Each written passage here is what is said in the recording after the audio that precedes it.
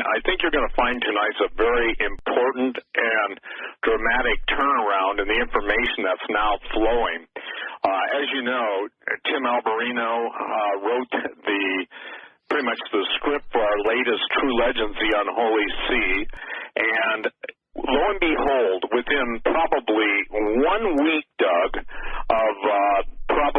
I'd say this, within 1 week, the world's largest pyramid in the world was found hidden inside a mountain in Mexico that they're claiming the early settlers built a church on top of a hill, not knowing that the Great Pyramid of Cholula lay beneath. Now, that's BS, okay?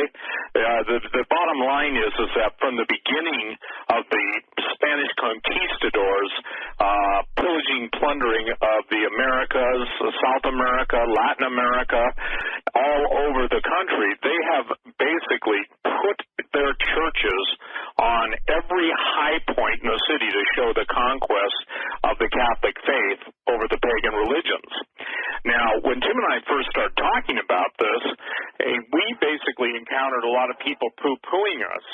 But I think it's neat because we can make statements and then God gives us the exclamation point. And judging from the response we've been getting on the Unholy See from all over the world, people are saying it puts so many of the pieces together. Now, I find it interesting that this didn't happen 2 years ago, 3 years ago, or 4 years ago, but by the grace of God, His love for His creation, He wants people to know the truth. And by the way, I think God's doing a great job of no longer allowing aberrations of specific denominations to obscure the Word of God. I say that in the context of there's nothing that's hidden that won't be revealed and made known. So we're going to talk tonight about some of the amazing things, but one of the most amazing things is, and I'm going to turn right over to you, Tim, that is happening in our world is all of the plausible and the former and formal denials of alien life, of planets that can host human life.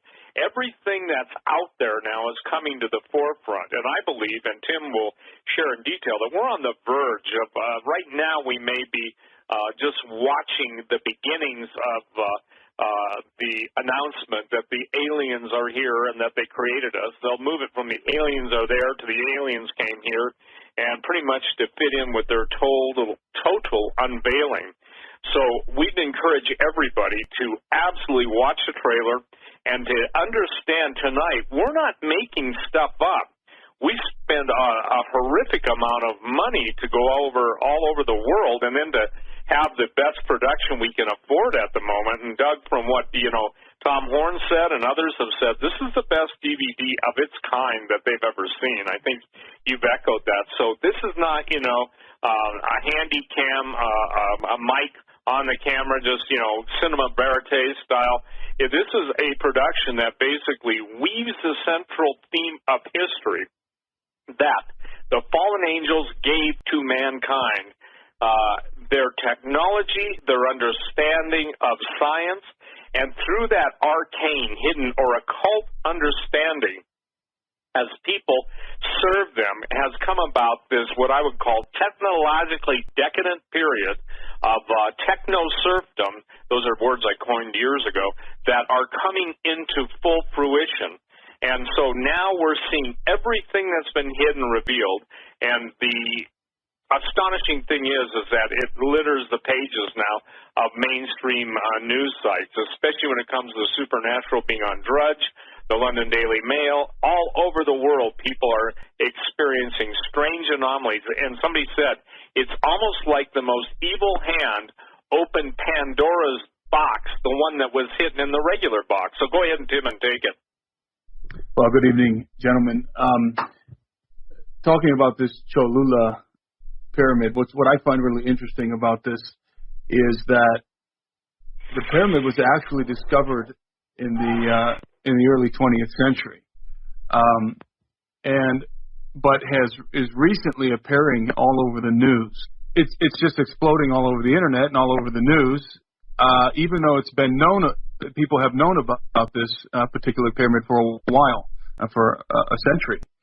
And it literally comes on the heels of, as Steve said, of our production of our last documentary film, which deals with exactly the situation that we find at Cholula, at the Pyramid of Cholula in Mexico, which is a pyramid, a very large pyramid. In fact, this is claimed to be the largest pyramid on the planet. It has a base 4 times larger than the Great Pyramid of Giza and nearly twice its volume.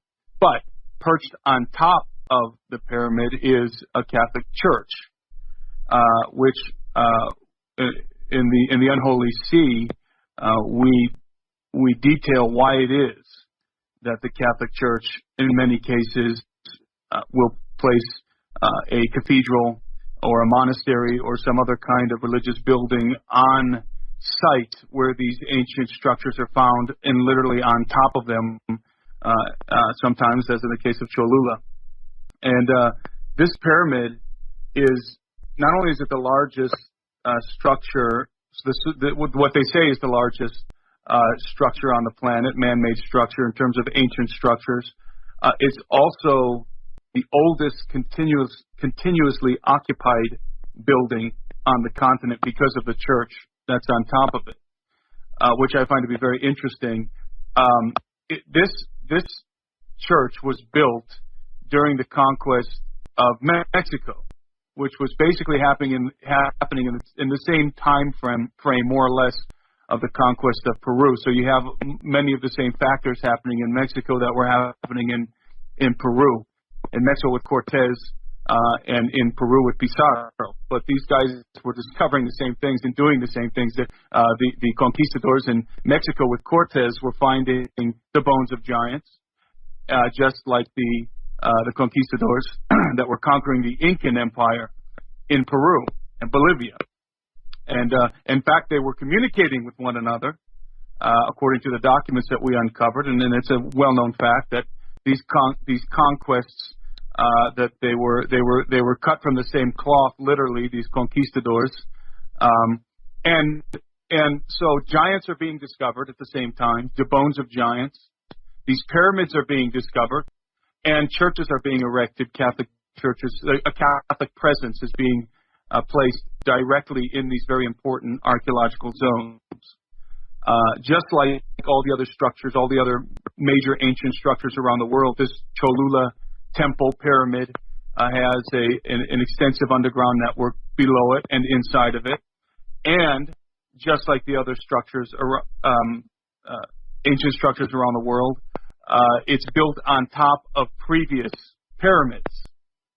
So it is extremely interesting to me that, as Steve said, we finish our film, the second episode in our documentary film series, The Unholy See, dealing with this subject matter, and then a month later, we've got a story running through the press of a pyramid that fits the bill of everything we talked about in our film.